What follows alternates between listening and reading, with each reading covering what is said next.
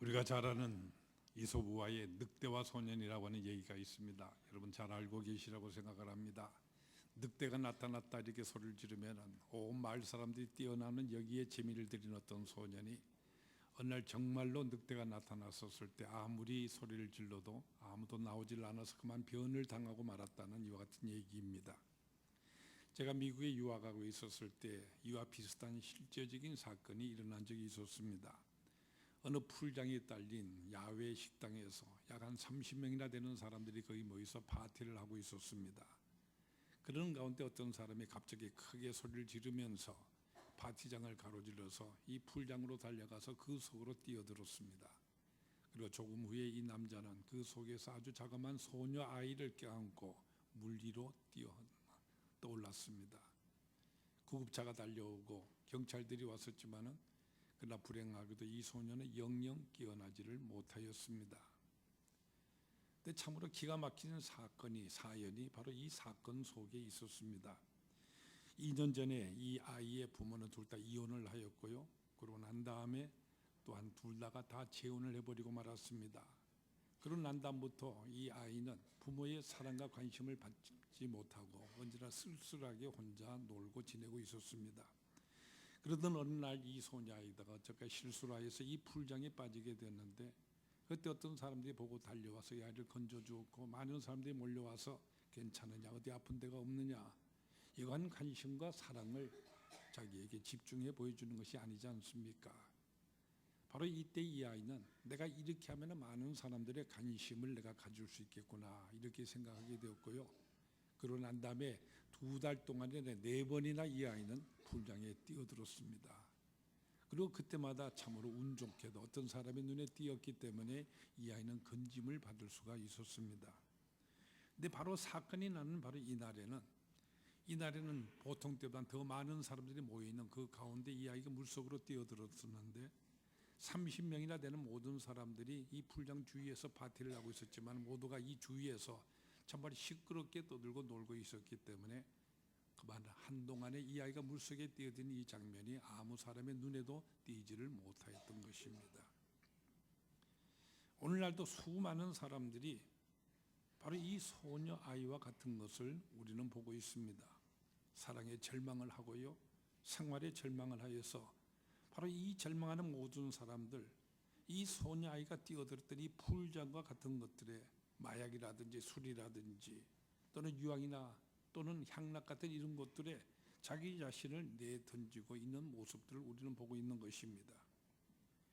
이 소녀가 그랬던 것처럼 이들이 하고 있는 이 행동은 당분간은 그대로 우선 먹히는 것처럼 그렇게 보이기도 합니다. 그러다 보니까 중독이 되어버리고요. 그래서 우선 그들이 도피책으로 행했던 이 모든 행동들이 결국은 그들로 하여금 영원한 파멸로 몰아가고 있는 이런 결과가 되어버리고 마는 것입니다. 이 소녀 아이는 이 풀장에서 해결책을 얻으려고 하였습니다. 그러나 이 풀장이 어린 소녀에게 사랑을 주지도 못했고 이해를 주지도 못하였습니다. 오로지 누군가가 이 소녀를 구하기 위해서 그게 뛰어드는 이것만이 이 소녀를 살릴 수 있는 유일한 길이었을 뿐입니다.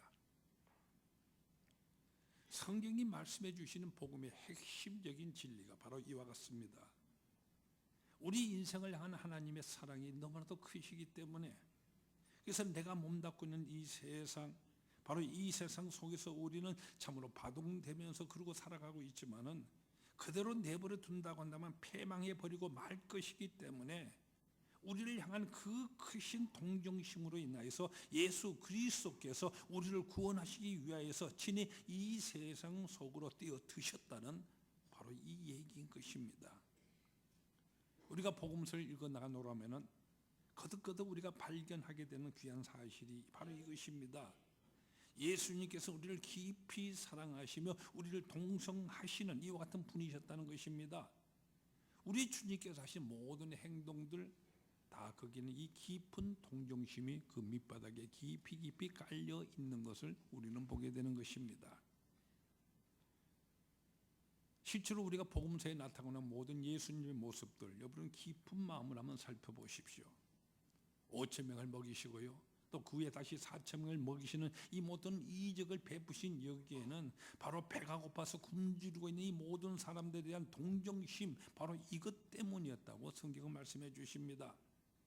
예수님께서는 그들이 굶주리고 있는 이것을 불쌍히 여기셨다, 이렇게 우리에게 분명히 말씀해 주고 있습니다. 우리 옛말에 가부사장 누가 제일 잘한다 이런 말이 있지 않습니까? 40일 동안이요 광야에서 금식하시며 기도하시는 우리 주님, 배 가운데, 배가 고픈 이 가운데 계셨던 이 주님이셨기 때문에 우리 배고픈 모든 무리들을 불쌍하게 여겨주시는 것입니다. 그렇기 때문에 예수님께서 미리부터 여기에 대한 대비책을 세우지 못했던 모든 제자들 향하여 조금 더 나무라지를 않으십니다. 한편으로 이 무리들 다 해산시켜서 집으로 돌려보내버리자 이렇게 하는 이 제자들의 제안에 대해서도요, 그들이 집으로 돌아가는 그 길에서 기진을 할까봐 내가 굶겨 보내지를 못하겠노라, 이렇게 말씀하시면서 받아들이지를 아니하셨습니다. 오로지 그들의 그 줄임 배를 동정하시며, 그래서 그들에게 배보름을 베풀어 주신 이적을 우리 주님 베풀어 주시는 것입니다. 또한 병든 자를 우리 주님께서 많은 사람들 고쳐주시지 않습니까? 이 병을 고쳐주시는 여기에 있어서도요, 우리 주님께서는 병든 그 사람들을 불쌍히 여기셔서 고쳐주셨다고 복음서는 우리에게 말씀해 주고 있습니다. 소경 바디메오가 예수님이 지나간다는 이 소식을 듣고 크게 나에게 동정을 베풀어 달라 그렇게 소리를 지르지 않습니까? 그때 예수님께서는 그 사람을 민망히 여기시고 불쌍히 여기셔서 그의 눈을 만져서 고쳐주셨습니다.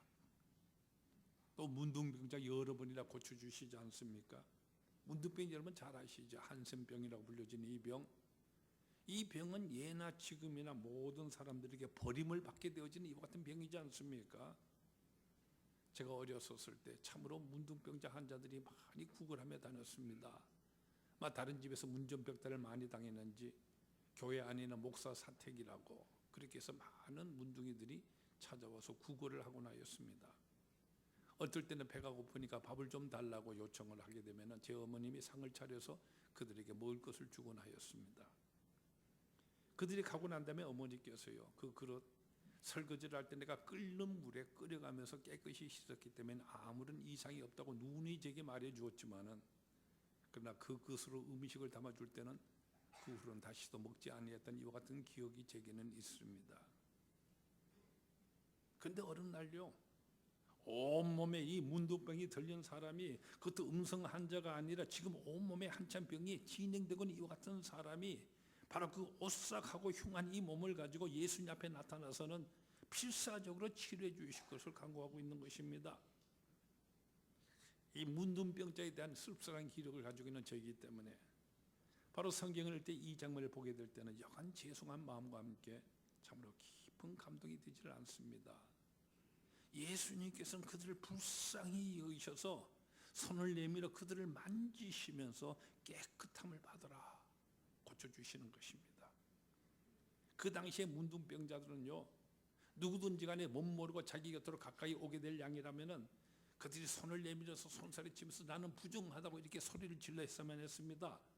그러면 사람들이 질겁을 하고는 멀리 피해버리던 이와 같은 당시였습니다. 그런데 예수님께서는 어떻게 하여 주셨습니까? 깨끗함을 받아라. 그러나 내 곁으로 가까이 오지는 말아라. 그래서 멀리 떨어져서 말씀으로도 얼마든지 그들을 고쳐주실 수 있는 분이셨습니다. 그렇게 하실 수도 있으셨습니다. 근데 예수님께서 어떻게 하셨습니까? 손을 내밀어서요, 그들을 만져주시면서 극심한 동정심을 베풀어 주셨습니다. 얼마나 놀라운 사랑입니까? 또 예수님께서 슬픔당한 사람들의 그 슬픔을, 특별한 동정심을 그들에게 베풀어 주셨습니다.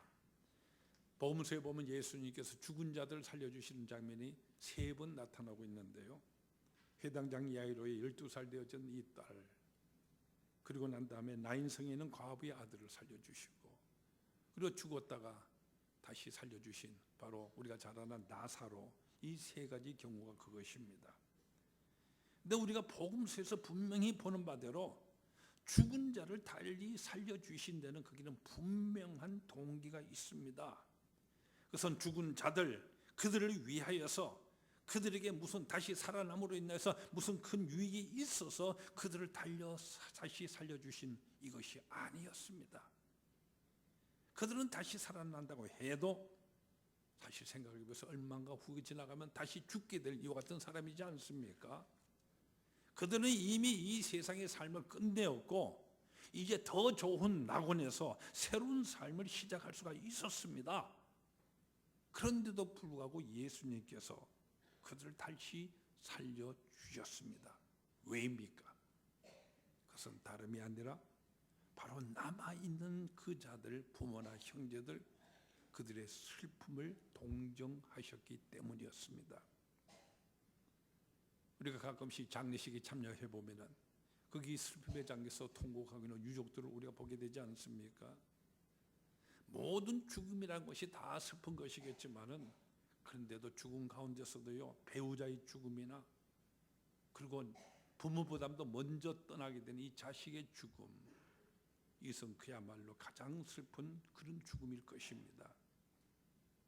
여기 한 과부의 오로지 하나뿐인 아들이었던 이 청년의 장례 행렬을 보시던 예수님께서 울고 있는 그 어머니 과부를 불쌍히 여겨서요, 울지 말라고 하시고, 그리고 손을 내밀어 그 관에다 손을 대어서 장례 행진을 멈춘 다음에 청년아, 내가 네게 말하노니 일어나라 명하십니다. 그래서 이 죽은 청년을 살려내셔서 참으로 아픔과 슬픔과 절망 속에 있는 이 어머니에게로 내어 주셨습니다. 우리 주님께서요. 우리가 어떤 슬픔을 당한다고 할 때도 바로 이와 같이 죽음을 다스리신 우리 예수님 주님께서 그것도 우리의 이 슬픔 속에 깊이 동참하시고요, 같이 아파하여 주시는 바로 예수님께서 나를 살펴주시고 나를 붙들어 주신다고 한다면은 바로 여기에서 우리가 어떤 아픔 슬픔을 할지라도 우리는 참된 위로를 받을 수 있게 되는 것이지 않겠습니까? 어떤 한 아이가요, 어머니를 잃어버리고 그래서 장례식을 마치고 난 다음에 아버지와 함께 평생 둘이서만 그날 밤을 지내게 되었습니다.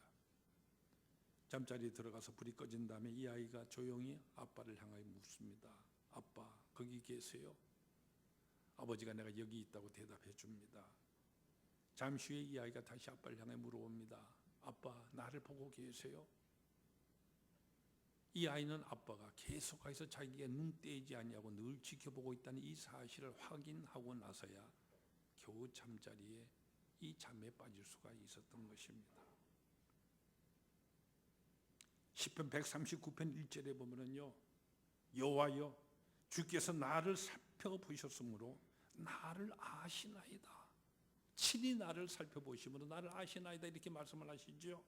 또 그 다음에 16절에 보면은 내 형질이 이루어지기 전에 주의 눈이 나를 보셨으며, 이렇게 말씀하시면서 이 하나님의 눈은 항상 나를 향하여 고정되어 있다는 이 사실을 우리들에게 말씀해 주고 있습니다. 우리가 때때로 당하는 이 슬픔이 아무리 크다고 할지라도 우리 예수님의 그 인자신 눈이 정말로 관심과 동정을 가지고 우리에게는 늘 고정되어 있다고 하는 이 사실, 그리고 항상 이와 같은 사랑의 눈으로 나를 지켜보아 주고 계신다는 이 사실을 우리가 깨달을 때에 우리 하나님의 자녀들은 늘 위로를 받게 되는 것입니다. 이와 같이 우리 주님께서는 우리 인생들, 바로 여러분과 저를, 이 세상 모든 사람들을 항상 불쌍히 여겨주셨습니다. 사랑하여 주셨습니다. 그래서 이 세상에 우리를 구원하시기 위하여서 친히 뛰어들어 오셨습니다. 그래서 주님께서는 그들을 다 먹여주시고요, 또 그들을 고쳐주셨죠. 우리 주님께서는 그 모든 불행 있는 사람들의 그를 죽음에서부터 다시 살려내어도 주셨습니다.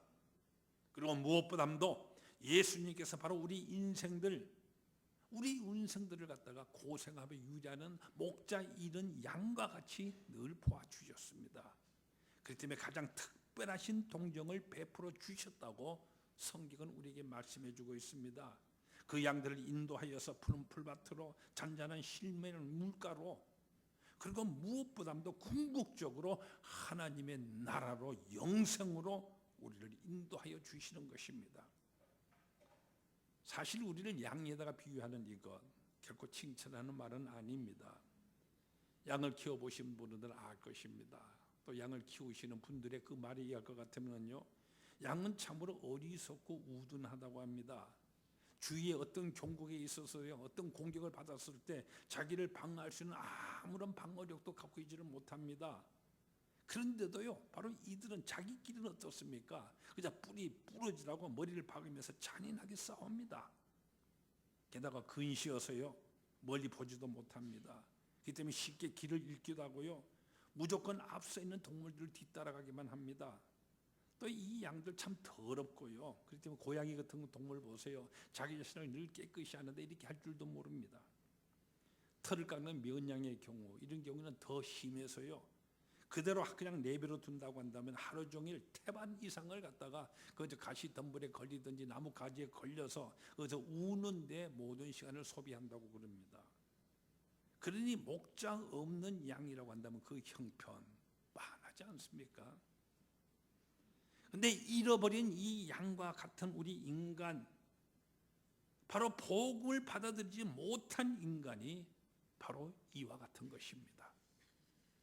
제가 처음에 풀장에 떨어뜨리는 그 어린 소녀의 얘기를 말씀드렸습니다마는 사랑에 굶주리고 절망에 허덕이면서요, 그러면서도 해결책을 찾지를 못한 이 양들 어떻게 할 것입니까?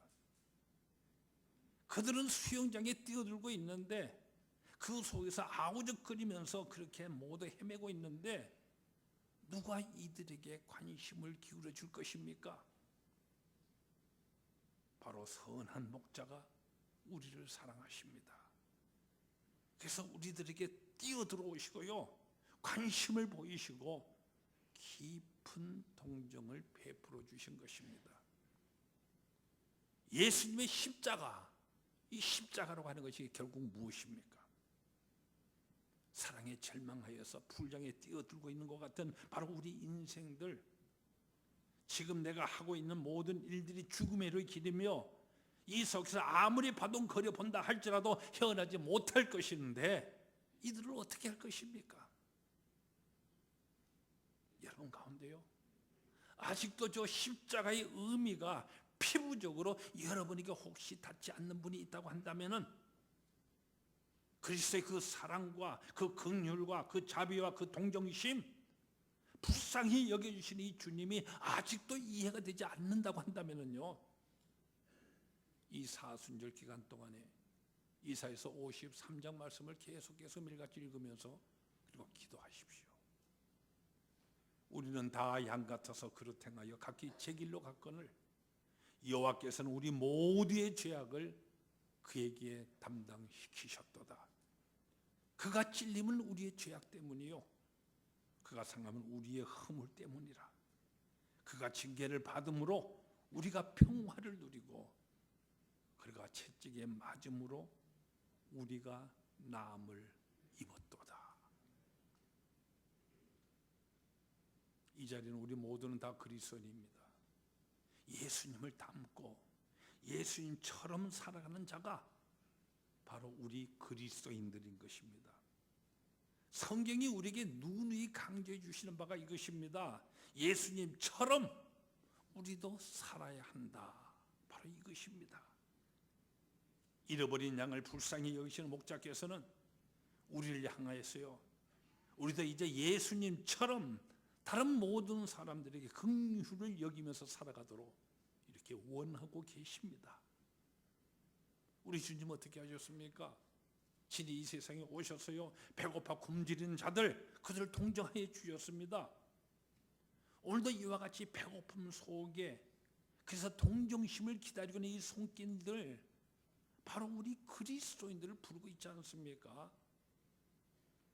세계기근위원회에서 발표한 바에 의할 것 같으면 작년 말 현재로서요, 최소한 이 지구상에 살고 있는 사람들 10명 중에 한 사람이 심한 영양실조로 인하여서요, 생명 단축과 발육의 장애, 정신력 미수의 이 같은 결과에 빠져 있다고 그렇게 보고하고 있습니다. 약 5억 명이 여기에 해당하는 숫자입니다. 볼리비아에서 일하고 있는 어떤 선교사가 보내준 소식이 있습니다. 그가 일하고 있는 마을에요, 4아이를 가진 부모가 말 한 마리를 부려서 거기서 얻는 수익 가지고 매일 근근히 살아가고 있습니다. 근데 그 아이 중에 하나가 그만 심한 아주 몹쓸 병에 걸려버리고 말았습니다. 비싼 약을 써야만 했는데 이들은 너무 가난합니다. 이 비싼 약 살 만한 돈을 마련할 수 있는 유일한 방법이라고 하는 것은 자기들에게 있는 그 말을 파는 이것밖에 없습니다. 이 말을 팔 것이냐, 아이들을 죽게 내버려 둘 것인가. 이 부모들은요, 아이들은 또 낳으면 되지만 그러나 말을 다시 사기는 너무나 비싸기 때문에 도무지 못 살 것이라 생각하기 때문에 아이 대신에 말을 선택하기로 결정하였다는 것입니다.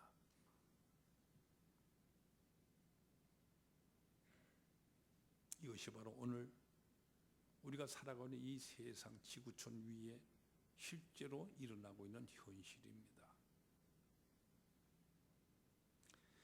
월드비전 창설하시던 밥 피얼스 목사님, 이분이 제가 고등학교 시절에 제가 다니던 학교에 채플 시간에 오셨어요. 이분이 친구 되시고 동역자 하시는 우리 한경직 목사님이 같이 오셔서 통역하는 가운데 설교 중에 이와 같은 간증의 말씀을 들려주셨습니다. 원래 이 선명이라고 하는 것, 우리 한국 전쟁으로 인하여서 여기 한국 전쟁 결과 고아들이 너무 많았지 않습니까? 이들을 돕기 위하여 설립되어진 이 같은 기관입니다. 근데 이것이 국제 선명회로 월드 비전으로 이렇게 발전하게 나가게 된 그 동기에 대해서 이분이 간증처럼 말씀을 들려주셨습니다. 한 번은 티베트 지방으로 이 피얼스 목사님이 여행하는 가운데요, 독일에서 거기 와서 일하고 있는 어떤 여자 선교사가 경영하고 있는 고아원을 방문하게 되었습니다.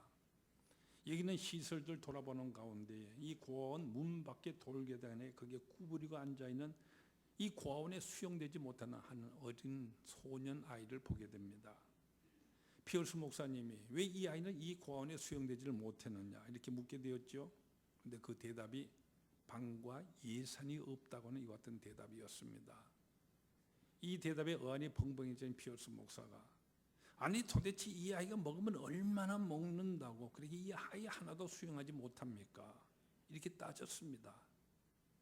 그랬더니 그 여자 선교사가 슬픈 눈을 띄고서 이렇게 대답을 합니다. 우리는 그동안 몇 번이고 그저 한 사람만 더 이렇게 하면서 수용해 왔었습니다.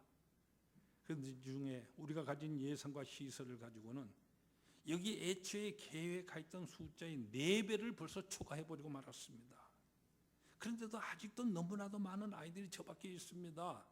내가 자는 방 속에도 또 내가 먹는 그 밥그릇을 가지고도 5명의 아이들이 나눠 먹고 같이 자고 있습니다. 이제 어느 손에선가 분명하게 선을 긋지 아니하면은 이미 수용되는 이 아이들조차도 살리지 못할 이런 지경이 되어버리고 말았습니다. 여전히 피얼스 목사님 마음속에 불만이 가득해서요, 투명스러운 음성으로 거참 안 됐군요. 바로 문 밖에 도움을 구하는 아이에게 아무나 주지도 못하다니요, 이렇게 대꾸를 하였습니다. 그랬더니 여성교사님이 이 아이를 안아서 이 피얼스 목사님의 팔에다가 덥석 안겨다 주면서 이렇게 말을 합니다. 당신은 어떻게 하시겠습니까? 우리 예수님 어떻게 하셨습니까? 우리는 이와 같은 얘기를 들을 때 참 안 됐다, 이 어떤 생각이 드시죠? 그러면 어떻게 해야겠습니까? 그저 생각만 하는 것, 이것은 값싼 동정심입니다. 예수님께서 하늘에 앉으셔서 우리를 내려다 보시면서 참 안 됐구나, 그러면 우리를 구원하실 수 있었을 것입니다만은 우리 주님 그렇게 하시지 않으셨어요. 예수님의 동정심은 바로 이 세상 속에 뛰어들어오시는 바로 그와 같은 깊은 동정심이었습니다. 난 우리 주님께서 땅끝까지 이르러 내 증인이 되리라 전도의 지상 명령 우리에게 주시지 않으셨습니까? 여러분, 이 명령을 들을 때 어떤 마음을 가지고 있습니까? 어떻게 순종하실 것입니까? 예수님께서 이 세상에 오신 것은 바로 우리를 향한 동정심 때문인데, 우리 주님의 이 동정심은 단순히 그저 우리 육신의 이 불행을 향한 동정심 여기에 그치는 것이 아니었습니다. 궁극적으로 우리 인생을 사랑하시는 바로 그 사랑, 궁극적인 그 사랑, 결국은 어디로 향할 것입니까? 하나님이 세상을 이처럼 사랑하사 독생자를 주셨으니 이는 그를 믿는 자마다 멸망하지 아니하고 영생을 얻게 하려 하심이라. 궁극적인 사랑은 바로 우리 인생으로 하여금 영생을 얻게 하여 주는 바로 그것입니다. 진정으로 사랑한다면은 그 사람이 지금 이 상태로 그냥 있다면 결국 멸망당해버리고 말 것인데, 멸망당한다는 이 사실을 알면서도 어찌 그대로 내버려 둘 수가 있겠습니까? 그래서 예수님께서는 목자 없이 방황하는 양과 같은 이 무리들 불쌍히 여겨주셨어요. 그들을 자기에게로 인도하셔서 그들을 먹이시고 그들의 병을 고쳐주실 뿐만 아니라 그들에게 궁극적인 바로 이 천국의 복음을 그들에게 선포하여 주셨습니다. 영생을 얻도록 이끌어 주시는 것입니다. 우리도 우리 주님의 이 마음을 본받아서요, 복음을 영접하지 못한 자에 대한 그들을 불쌍히 여기는 마음, 그대로 가면 이 상태에 그대로 멸망해버리고 말 것인데 정말 불쌍하지 않습니까? 바로 이와 같은 동정심이 우리에게 불타게 일어나고 있었을 때에 우리는 주님의 그 전도의 명령에 마땅히 순종하게 될 것입니다. 팀이라고 하는 TEAM, 이렇게 이름하는 국제적인 전도단체가 있습니다. 이 팀 선교의 총재로서 여러 동안 일하신 봉사하신 T. 바흐라고 하시는 이와 같은 분이 있습니다. 이분은 원래가 크리스찬이 아니었습니다. 대학생 시절에 주님을 영접해 믿게 됐는데요, 이분이 주님을 영접하는 데는 이와 같은 일화가 있습니다. 어느 일요일 주일날 오후에 이 사람이 공원에 가서 놀기 위해서 이제 공원을 향해 가고 있는 그 길에 길 건너편에서 바로 이 바흐라는 이 대학생을 본 어떤 청년이요, 자기에게 어떤 전도 책자를 주기 위해서 길을 건너왔습니다. 바흐는 이 사람이 건네주는 소책자를 받자마자 그 면전에서 찢어버리면서 자기 일이나 신경 쓸 것이지 이런 허튼 일을 하고 있어, 이렇게 중얼거렸습니다. 근데 이 청년은요, 아무런 대꾸도 하지 아니하고 그 옆에 길가로 가서는 거기서 기도하기 시작을 합니다. 그리고 그의 뺨에서 아주 뜨거운 눈물이 흘러내리고 있었습니다. 이 순간에 이 바흐의 마음속에 이상한 전율과 함께 감동이 생기기 시작합니다. 아, 저 사람이 바로 이 소책자를 자기 돈으로 주고 나에게 사서 주고 있는 것이로구나. 저 사람은 자기 시간을 바쳐서 이것을 나에게 전해주고 있는 것이로구나. 지금 그를 나를 위하여서 마음을 다해서 기도하고 있는 것이구나. 바로 저 흘리는 눈물, 저것은 바로 나를 위해 흘리는 눈물이로구나. 진심의 눈물이로구나. 그래서 반 시간 후에 이 바흐의 대학생 자기 방으로 가서 찢어진 그 모든 소책자를 원래대로 다 맞추었습니다. 그것을 처음부터 읽기 시작하는데 다 읽기도 전에요, 하나님 앞에 무릎을 꿇고 용서를 구했습니다.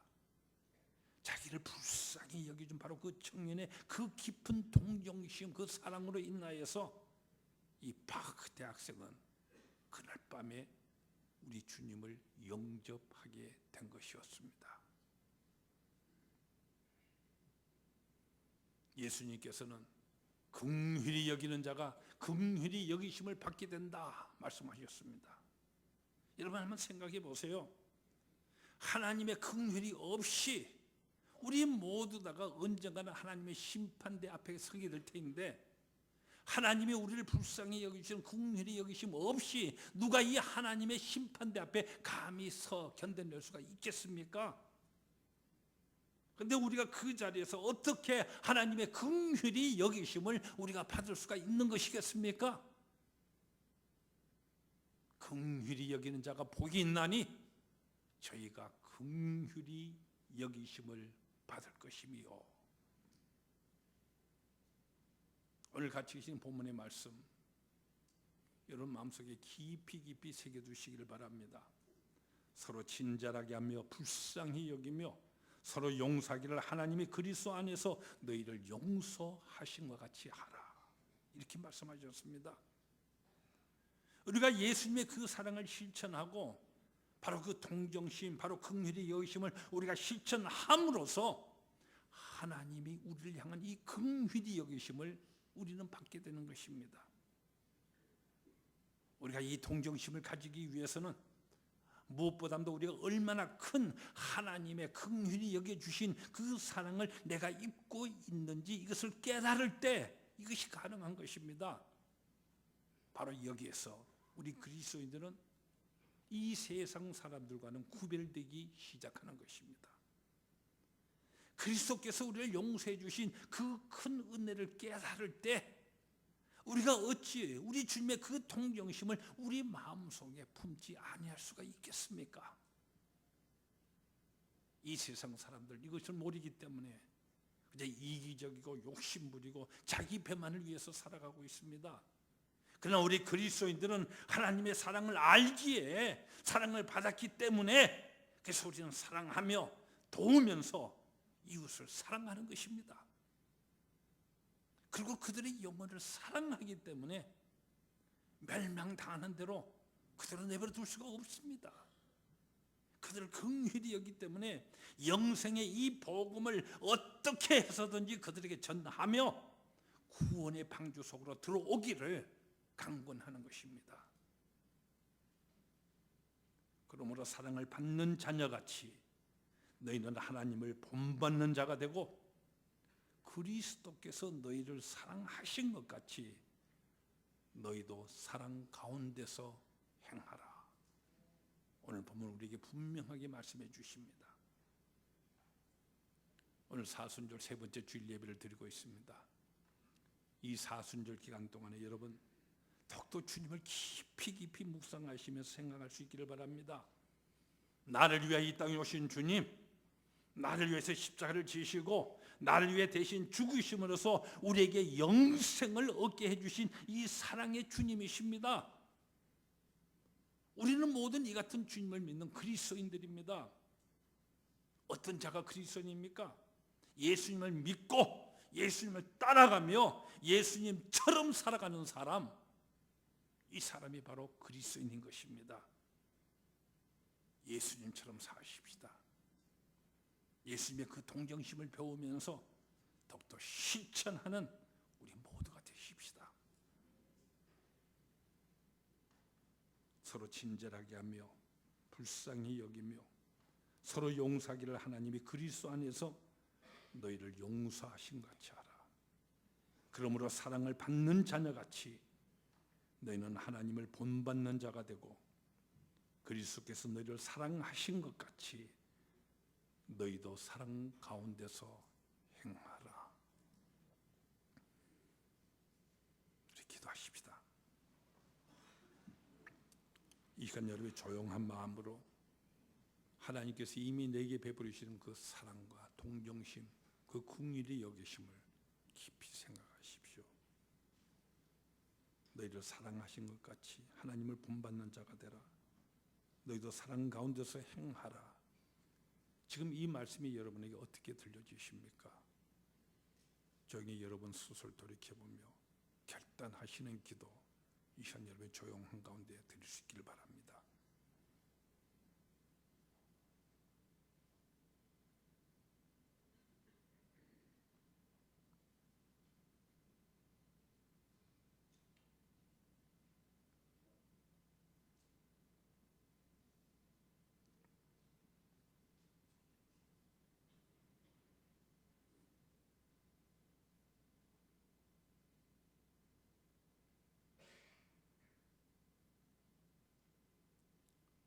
우리를 사랑하시며 불쌍히 여기시며 동정하시기에 친히 이 세상 속에 나를 위하여 뛰어들어오신 주님, 주님께서 우리에게 베푸르신 이 사랑을 이미 받은 우리들입니다. 그러므로 사랑을 받는 자녀같이 너희는 하나님을 본받는 자가 되라 말씀하셨습니다. 너희도 사랑 가운데서 행하라 말씀하셨습니다. 귀한 결단을 우리 마음속에 넘치게, 그리고 구체적인 실천으로 나타나도록 역사하여 주시옵소서.